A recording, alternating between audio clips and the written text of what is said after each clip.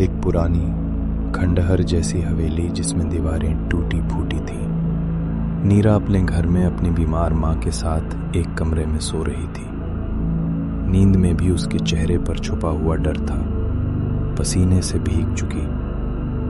अचानक वो चिल्ला उठी और उसका फोन लगातार बज रहा था। उसकी दोस्त प्रिया कॉल कर रही थी। प्रिया ने पूछा, क्या हुआ नीरा? इतनी डरी क्यों हो? सब ठीक है ना? नीरा ने हिचकी लेते हुए बताया, प्रिया, वो सपना फिर से आ रहा है। वो पुरानी हवेली और अजीब आवाजें। लगता है कोई मुझे बुला रहा है। बहुत डर लग रहा है। नीरा ने चिंता जताई। अरे, तुम्हारा दिमाग बहुत सोचता है। लेकिन आज शाम हम झरना गांव घूमने जा रहे हैं। तुम भी आ जाओ। माँ को कौन देखेगा? पड़ोस की आंटी से कह देना, वो देख लेंगी। एक शाम को नीरा अपने दोस्तों प्रिया, आरव, सुमन और विराज के साथ झरना गांव की ओर निकल पड़ी, जो पुरानी हवेलियों और जंगलों के लिए जाना जाता था। रास्ते में नीरा की बेचैनी बढ़ती गई। जंगलों के बीच अचानक उनकी कार बंद हो गई। इंजन गर्म था और तार जल चुके थे।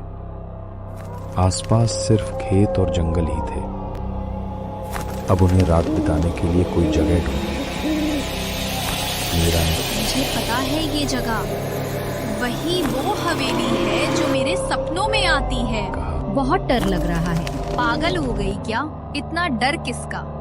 हो गई। लेकिन जैसे ही वे जंगल के रास्ते पर गए, एक पुरानी टूटी फूटी हवेली दिखाई दी। सभी स्तब्ध रह गए। नीरा की आंखें फटी रह गईं।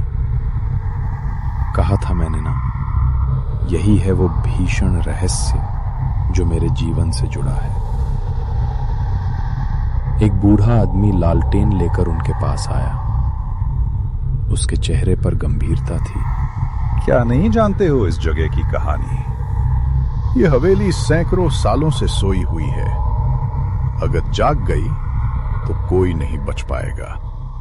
बूढ़े की चेतावनी को अनसुना कर वे हवेली के अंदर गए। दरवाजे पर ताबीज लगे थे जिन्हें बिना तोड़े अंदर नहीं जा सकता था। आरव ने ताबीज तोड़ दिए और दरवाजा खोला। अंदर घनघोर अंधेरा था। जालों से भरा महल धूल से ढका हुआ था। अचानक चमगादड़ों का झुंड उन पर टूट पड़ा। वे बेकाबू होकर भागे, लेकिन दरवाजा अचानक बंद हो गया। फंसे हुए वे दूसरी राह खोजने लगे। ऊपर की मंजिल पर नाचती हुई एक स्त्री की परछाई दिखी। वो पहले खूबसूरत थी, पर फिर उसका चेहरा सड़ा हुआ, कीड़ों से भरा हुआ था। नीरा डर के मारे चीखी।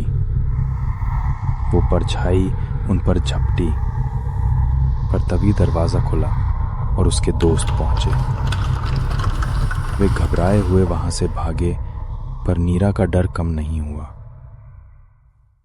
वापस लौटते हुए रास्ते में नीरा को एक ढाबे पर खाना खाना पड़ा।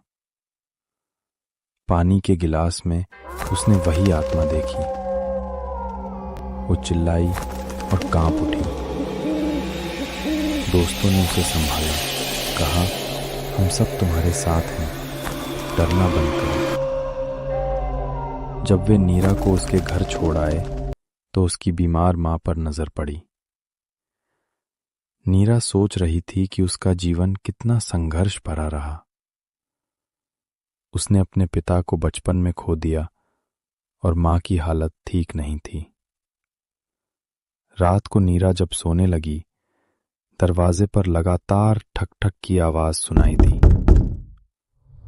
दरवाजा खोलते ही सामने एक घूंघट पहने हुए नर्तकी जैसी महिला खड़ी थी, जिसका चेहरा भयानक था, सड़ा हुआ और कीड़ों से भरा।